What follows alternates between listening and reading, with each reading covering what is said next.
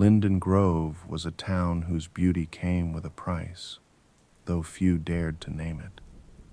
Nestled at the edge of dense forests and rolling hills, it looked like a place preserved in time, as if untouched by the modern world.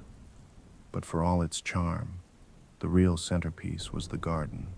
Right in the heart of town, the garden seemed an anomaly, a lush, vibrant plot of flowers that flourished even in the dead of winter, the colors vibrant enough to put city gardens to shame.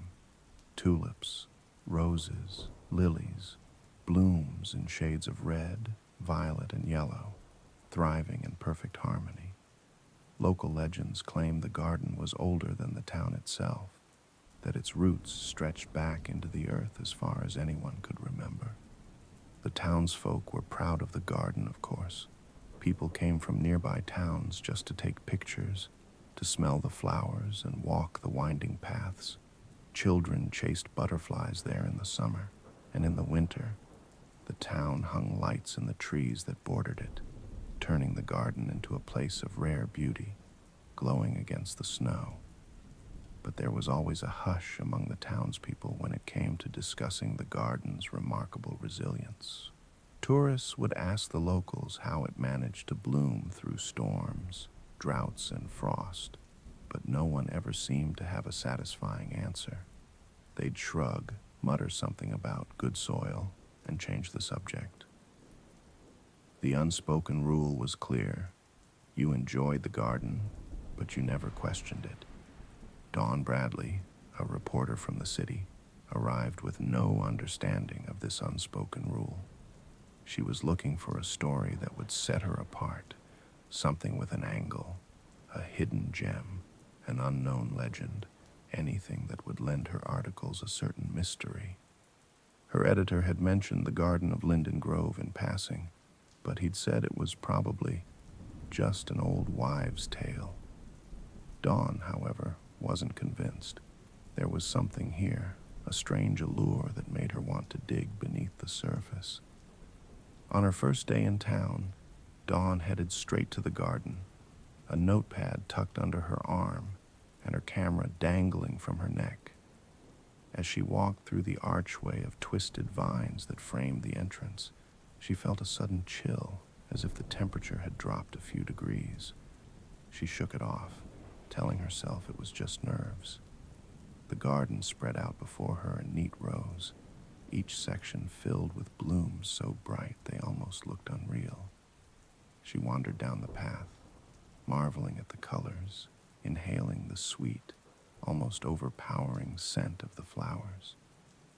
Then she spotted the gardener. Silas Thorne was an old man, thin and wiry, his back hunched slightly as he knelt by a rose bush, pruning it with careful hands. His skin was the color of ash, and his eyes were a cloudy gray, like storm clouds about to burst. Dawn approached him, calling out a greeting, and he looked up, his gaze lingering on her for a long, uncomfortable moment before he nodded in acknowledgement. There was something about him, an air of solitude maybe, that made her feel like she was intruding. "Beautiful garden you have here," Dawn said, trying to sound casual. "It's remarkable how everything's blooming. What's your secret?" Silas's lips curved into a faint smile, though it didn't reach his eyes. "Ain't much of a secret, really. Just good earth and a bit of patience." She chuckled politely, but his response felt rehearsed, like something he'd said 100 times to keep people from asking too many questions. She pressed on. "The soil here, it's so rich, almost unnatural. I mean, with the frost last week, shouldn't the flowers be struggling?" Silas's hands froze on the shears, and for a moment his expression darkened. Then he let out a low chuckle, a sound that was more unsettling than friendly. "Nature's got its ways," he murmured, his eyes drifting over the garden. "Sometimes she takes a little, gives a little. It all balances out." Something in his voice made Dawn shiver, and she glanced down at the soil beneath her feet. It was dark, richer than any soil she'd seen before, almost crimson in hue, as if soaked with something other than water. She reached down, curious, but as her fingers brushed the dirt, Silas's hand shot out, gripping her wrist with surprising strength. "Best not to go digging," he said, his voice a rough whisper. "Some things are better left where they lie." Dawn swallowed, her heart thudding. She forced a smile, pulling her hand away. "Right. Didn't mean to pry." Silas's grip relaxed, and he went back to his work, trimming the thorns with slow, methodical movements. But as she watched him, she noticed his hands. A thin sheen of dark residue clung to his fingertips, staining his nails. She glanced at the roses he was tending. The petals were a deep, almost bloody red, darker than any rose she'd ever seen. That night, back at her small, creaky hotel room just a few blocks from the garden, Dawn found herself restless. She'd barely been in town a day, but Linden Grove had already sunk its hooks into her mind, as if the place was calling to her in some inexplicable way. She lay on the scratchy, lumpy bed, staring up at the dark ceiling, while shadows played across the walls, cast by the thin branches outside her window. Every so often, a gust of wind would rattle the glass, setting her nerves on edge. She replayed her encounter with Silas, the feeling of his fingers clamping down on her wrist like iron, his murmured warning still echoing in her mind. Some things are better left where they lie. But why? What was he hiding? She could still smell the roses, strong, almost cloying. It seemed strange. She'd washed her hands after leaving the garden, yet the scent lingered, trapped in her hair, her clothes, even her skin. With a sigh, she got up and splashed her face with cold water, hoping it would clear her head, but the feeling of unease remained, prickling the back of her neck like a persistent itch she couldn't reach. As she crawled back into bed, a curious thought slipped into her mind, subtle as a whisper but insistent. What if I went back, just to dig a little deeper? Silas had unnerved her, sure, but the journalist in her needed answers.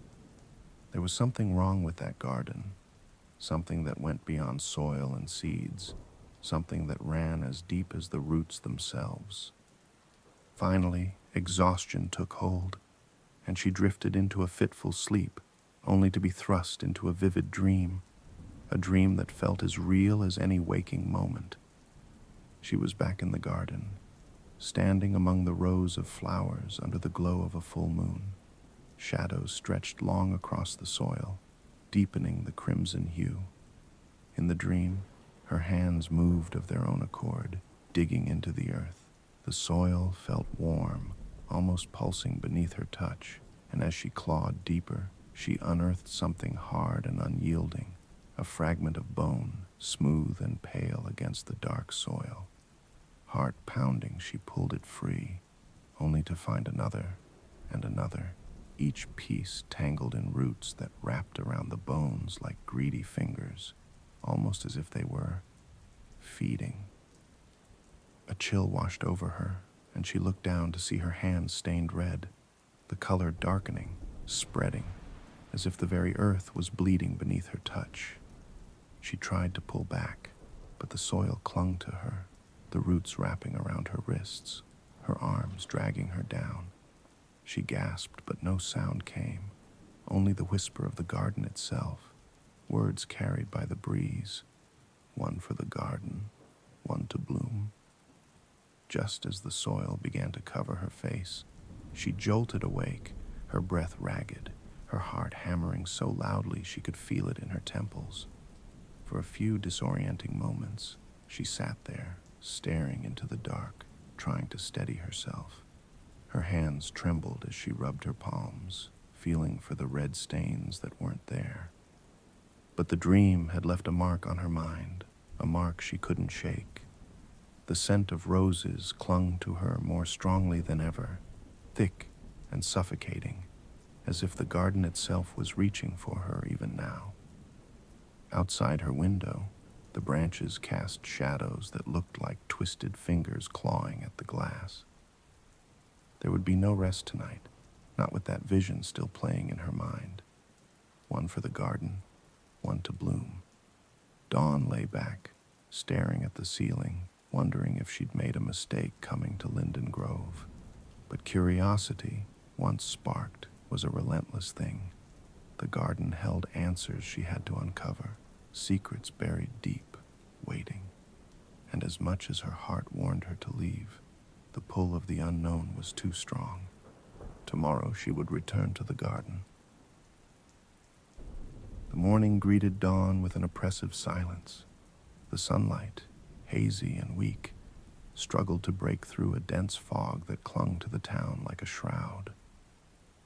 She dressed slowly, the chill from her nightmare still lingering, filling her with a nervous energy she couldn't shake. The scent of roses remained on her skin, faint but present, as if the dream had somehow seeped into reality.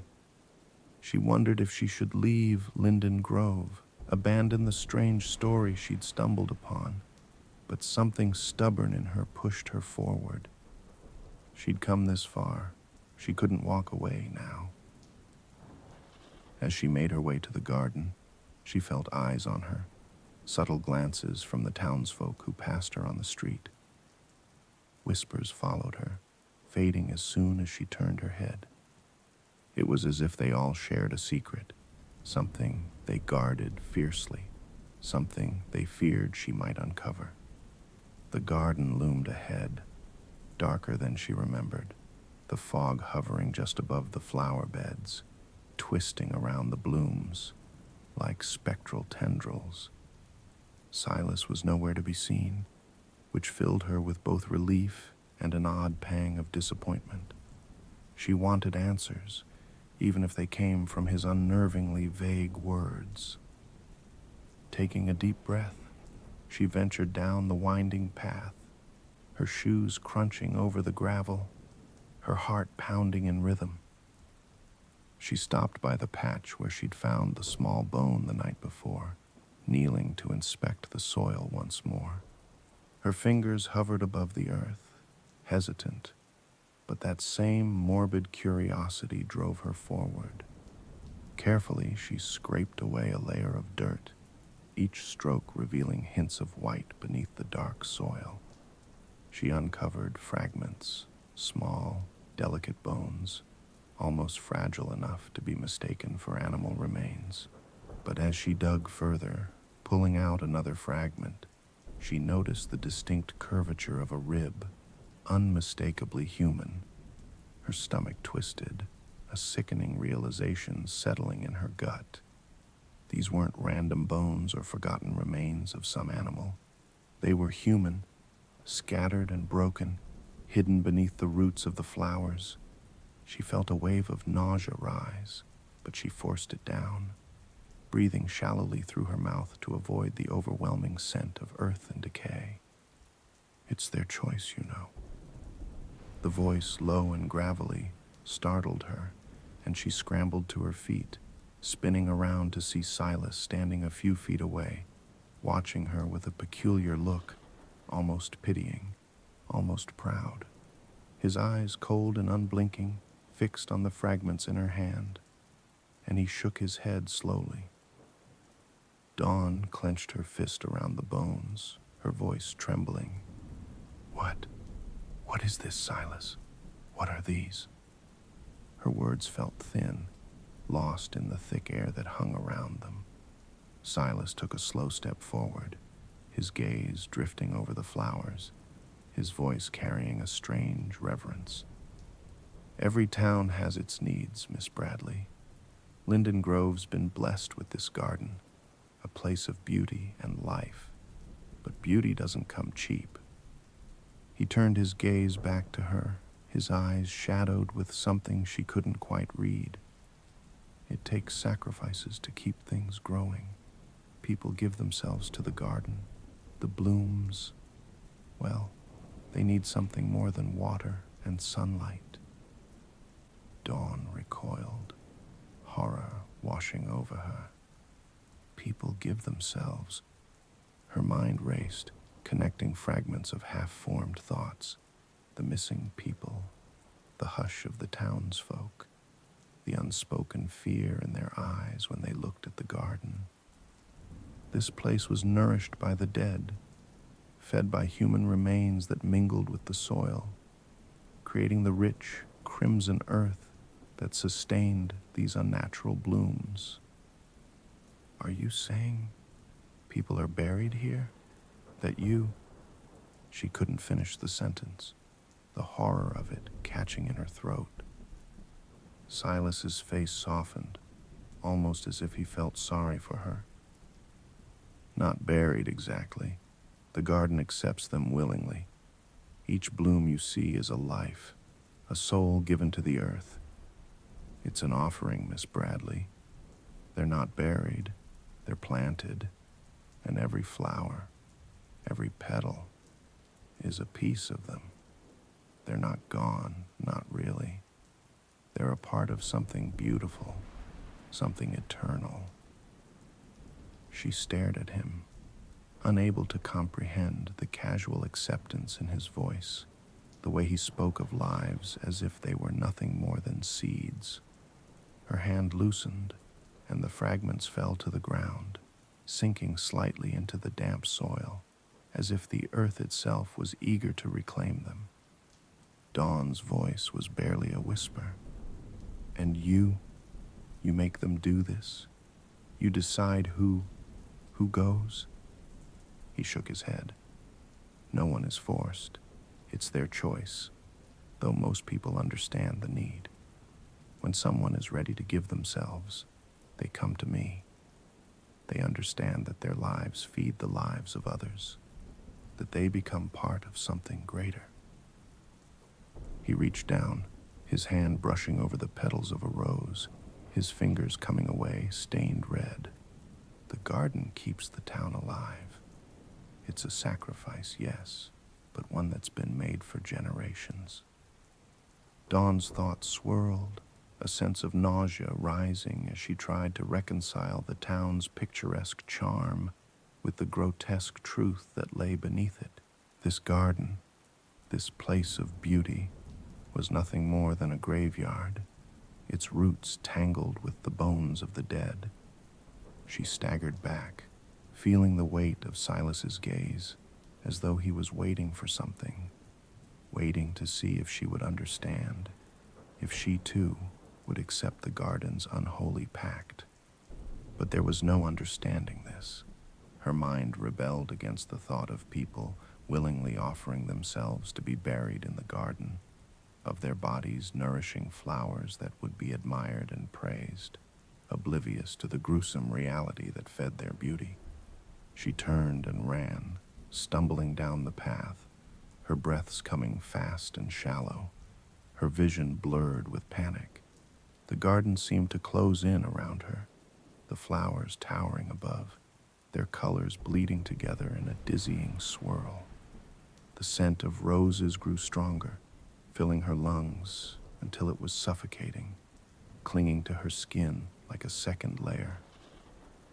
At the edge of the garden, she paused, casting one last look back. Silas stood in the center of the path, watching her with that same sorrowful expression, as though he were lamenting her ignorance, her inability to accept the garden's gift. The fog thickened around him, swallowing his figure until he was nothing more than a shadow, an apparition amid the blooms. Back at her hotel, she washed her hands until her skin was raw, scrubbing at the imaginary dirt and the smell of roses that seemed impossible to erase. But no matter how hard she scrubbed, the scent remained, faint but persistent, like a reminder, a warning. As night fell, she lay awake, staring at the ceiling, her mind restless with questions. How many had given themselves to the garden? And why? What could drive a person to choose death, to lie beneath the soil and feed the roots of Linden Grove's prized flowers? The whisper of Silas's voice echoed in her mind, each word settling heavily on her spirit. The blooms need something more than water and sunlight. Her hands clenched into fists. She had to know more. She had to understand. She would dig deeper, no matter what horrors lay beneath. Dawn barely slept, her mind gnawed by the grotesque truth she'd uncovered.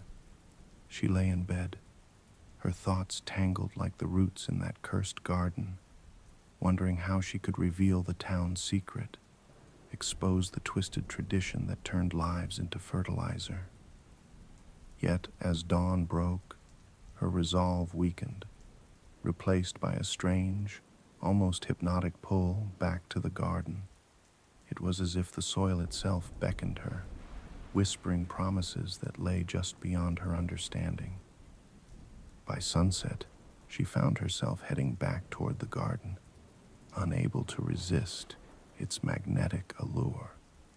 The day had been bright and cloudless, yet as she approached the heart of Linden Grove, a heavy mist began to coil through the streets, chilling the air and muffling sounds. An eerie quiet had settled over the town. Even the usual murmur of townsfolk seemed to fade into silence as she neared the garden's wrought iron gates. As she stepped inside, her footsteps softened by the damp earth. She realized she wasn't alone. Silas stood at the far end of the garden, his silhouette half shrouded by the fog, his figure stooped yet somehow powerful, a sentinel guarding the macabre beauty of the blooms. Tonight, the flowers seemed to glow with an unnatural radiance, their petals vibrant under the eerie silver light of the full moon. She approached him, swallowing down her fear, her hands clenched tight to stop their trembling. "Silas," she called, her voice echoing in the stillness. "I need to understand. Why do they choose this?" Silas turned to her, his eyes reflecting the moonlight in a way that made them seem hollow, as though they held only shadows.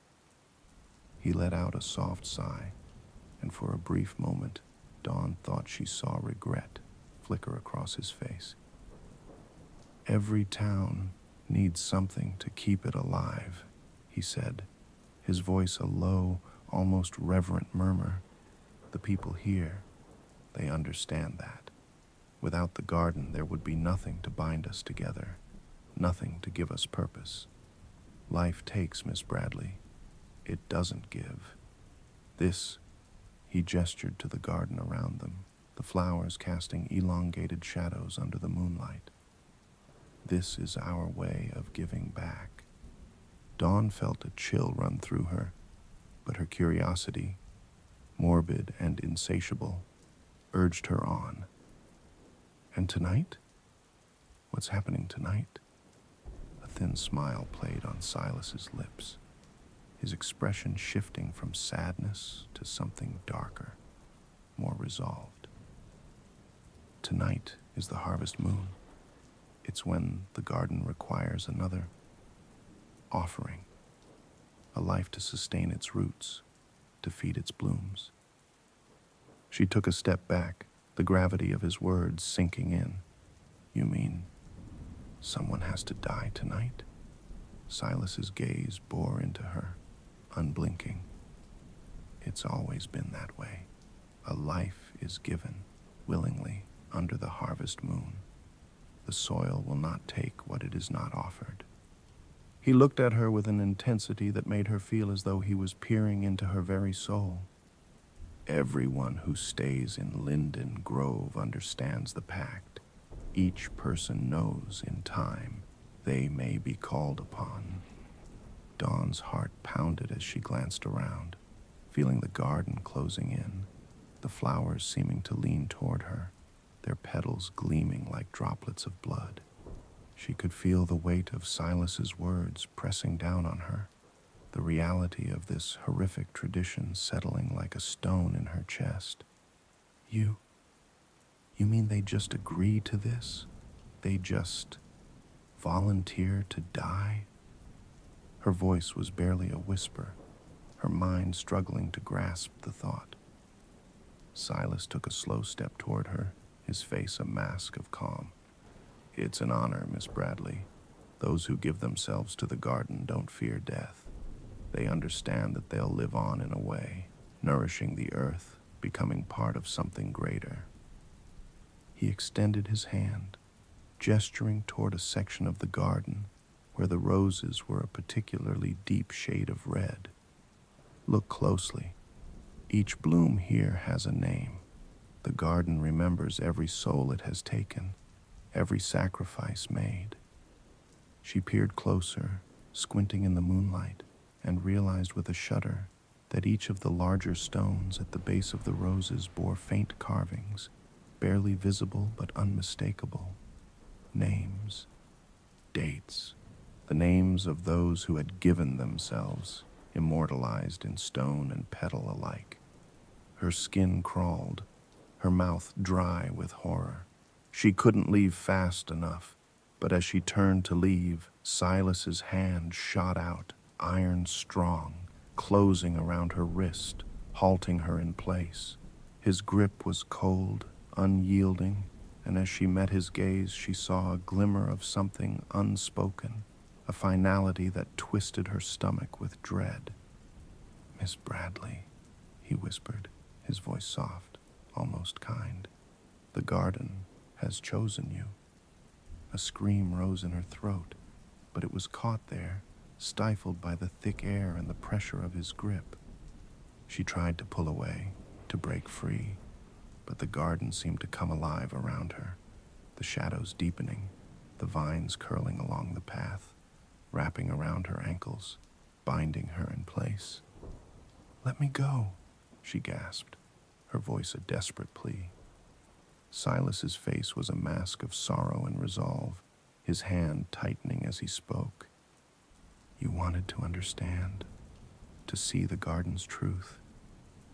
Now you'll know it, in a way no one else can." The fog thickened, swallowing them both, its chill seeping into Dawn's bones as she stood immobilized, trapped in Silas's iron grip. She struggled, but her body felt heavier with every movement, her limbs sluggish and unresponsive. Beneath her feet the soil seemed to breathe, softening, shifting as if it too was alive. A terrible realization struck her. She wasn't standing on solid ground, but on something waiting to swallow her whole. The first vine slithered around her ankle, its tendrils cool and unyielding as it wound upward, binding her leg like a gentle but unbreakable shackle. Another vine, then another, coiled around her arms, her waist, even her neck, each one guiding her deeper, pulling her downward. The sensation was horrifyingly familiar, like the dream that had haunted her just last night. Her heart thundered, her breaths shallow and frantic, yet she couldn't shake the feeling that she'd been here before. She could almost see herself from above, as she had in her nightmare, clawing at the earth, her hands trembling, her fingers sinking into the crimson soil. One for the garden, one to bloom. The words echoed in her mind, her memory piecing together the fragments of that haunting vision, the way the soil had swallowed her then as it did now, pulling her deeper, inch by inch. "Silas," she gasped, her voice no more than a choked whisper. "Please, please, don't." But Silas only watched, his face softened by a strange reverence, his gaze somber and distant. He looked down at her with something that might have been pity, but his grip held her firm. To him, this was nothing more than a ritual, a sacred offering. Her protests, her terror, were only part of the rite. She tried to twist away, her fingers scrabbling desperately at the ground, but the soil had turned loose and slick beneath her, slipping through her grasp like sand. She could feel herself sinking, inch by inch, her legs swallowed by the earth, then her waist, her chest. Her arms flailed, but the vines held tight, binding her wrists as they dragged her downward, forcing her to submit to the garden's relentless pull.